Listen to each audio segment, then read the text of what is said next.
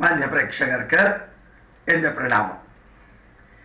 ഭാരതം ലോകത്തിന് സംഭാവന ചെയ്തതാണ് യോഗ എന്ന് ജഗ്ഗി വാസുദേവും ശ്രീ രവിശങ്കറും പ്രഗത്ഭരായ എല്ലാ ചിന്താധാരയും എല്ലാ വിധത്തിലുള്ള ചിന്താധാരയും നിലനിർത്തുന്നവരും അതിൽ ജീവിക്കുന്നവരുമെല്ലാം പ്രഖ്യാപിച്ച ഒരു യോഗാ ദിവസം, അന്തർദേശീയ അന്താരാഷ്ട്രീയ യോഗാ ദിവസം കടന്നുപോയി.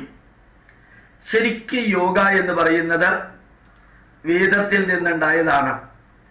വേദം ഹിന്ദുക്കളുടേതാണെങ്കിൽ ആ യോഗ എന്നുള്ളതും ഹിന്ദുക്കളുടേതാണ്. വേദം എന്നുള്ളത് മാനവരാശിയുടേതാണെങ്കിൽ യോഗ എന്നുള്ളതും മാനവരാശിയുടേതാണ്. എങ്ങനെയാ യോഗ ഉണ്ടായതെന്ന് കൂടി അറിയണ്ടേ? ഋഗ്വേദത്തില്, യജുർവേദത്തില്, സാമവേദത്തില്, അഥർവവേദത്തില് ഭാഗികമായിട്ട് ഉള്ള പുരുഷ സൂക്തം എന്ന മന്ത്രമുണ്ട്. ആ പുരുഷ സൂക്തം എന്ന മന്ത്രത്തില് അവസാന ഭാഗത്ത് വരുന്നു, ത്രൈസപ്ത സമിത കൃതാഃ ദേവാ യജ്ഞം ധന്വാന അഭദ്രൻ പുരുഷം പശും യജ്ഞേന യജ്ഞമയജന്ത ദേവാഃ താനി ധർമാണി പ്രഥമാന്യാസന്ന തേഹനാകം മഹീമാനഃ സജന്ത യത്ര പൂർവേ സാധ്യാ സന്തി ദേവാഃ. ഇതാണ് പുരുഷ സൂക്തത്തിലെ അവസാനത്തെ ഭാഗം. അതിന്റെ അർത്ഥം പറഞ്ഞു തരണ്ടേ? ത്രിസപ്ത. ആർക്കും അർത്ഥം അറിയാവുന്ന വഴിയാണ്. 3 × 7 21. ത്രിസപ്ത 3 × 7 21 സമിതകൃത ഒരുമിച്ച് ചേർത്തിട്ട് ദേവാഹ ഈ പ്രകൃതി ശക്തി അഥവാ ദേവന്മാര് യത് യജ്ഞം ധന്വാന ഏത് മഹായജ്ഞമാണോ ചെയ്തത്, അബദ്ധനൻ പുരുഷം പശും മനുഷ്യനിലുള്ള മൃഗീയ സ്വഭാവത്തെ, പുരുഷം മനുഷ്യനിലുള്ള പശും മൃഗീയ സ്വഭാവത്തെ 12 ലക്ഷം തരത്തിലുള്ള ജന്തുക്കളാ ലോകത്തിലുള്ളത്, മൃഗങ്ങളാ ലോകത്തിലുള്ളത്. അതിലൊരു ജന്തു, ഒരു മൃഗമാണ് മനുഷ്യൻ. ആ മനുഷ്യനിലും മൃഗീയ വാസനകൾ ഉണ്ട് എന്നുള്ളതിന് തെളിവാണ് ജിഷയുടെ വധം പോലെ നടന്നതും.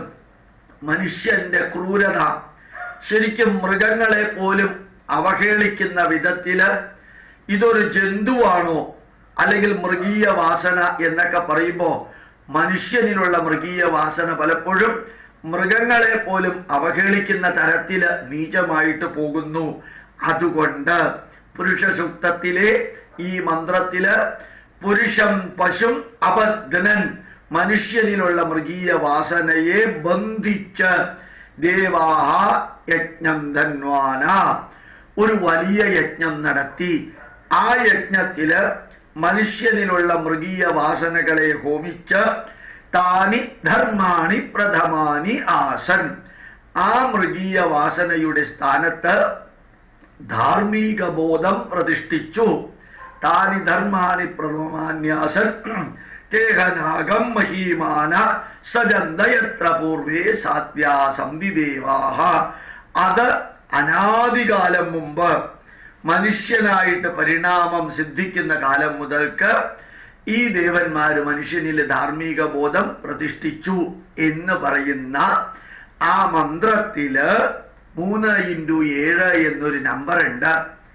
ആ നമ്പർ സാധാരണക്കാർക്ക് മനസ്സിലാക്കാൻ വേണ്ടിയിട്ടാണ് ഈ രീതിയിൽ വിവരിക്കുന്നത്. കുറെ കൂടി എലിവേറ്റഡ് ആയിട്ടാണ് ഇത് വിവരിക്കുന്നത്. എങ്കിലും മനസ്സിലാക്കാൻ എളുപ്പത്തിന് ഇങ്ങനെ പറയുന്നു. 3 × 7 21. പഞ്ചപ്രാണൻ, പ്രാണാപാന വ്യാന ഉദാന സമാനൻ, പഞ്ചപ്രാണൻ 5. പഞ്ചഭൂതം പൃഥിവി അപ്പ് തേജവായു ആകാശം 5. 5 + 5 10. ചെവി, കണ്ണ്, മൂക്ക്, നാക്ക്, ത്വക്ക്, പഞ്ചജ്ഞാനേന്ദ്രിയം 5.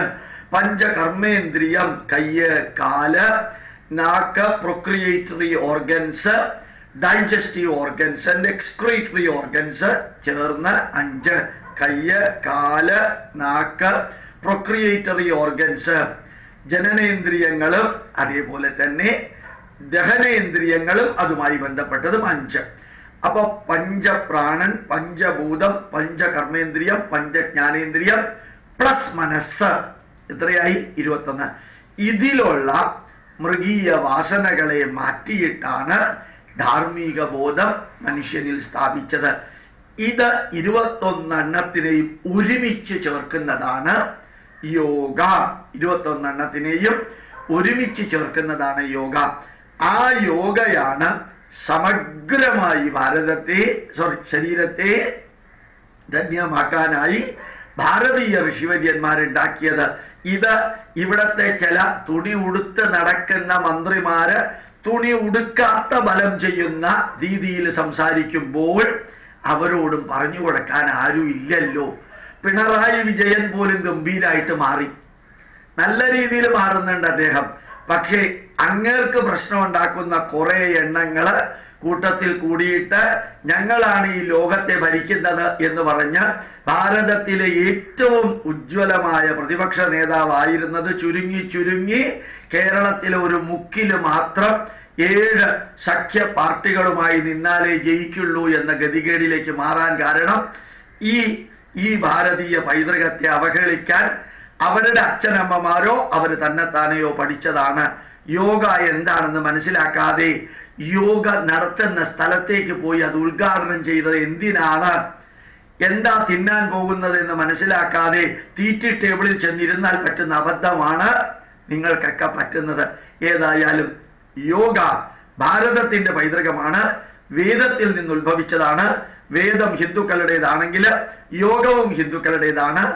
വേദം ലോകത്തിൻ്റെതാണെങ്കിൽ യോഗയും ലോകത്തിൻ്റെതാണ്. അത് നൽകിയത് ഭാരതീയ ഋഷിവര്യന്മാരാണ്, അത് ലോകത്തിന് നൽകിയത് ഭാരതീയരാണ് എന്നുകൂടി ഓർമ്മിപ്പിക്കുന്നു. പ്രണാമം, നമസ്കാരം.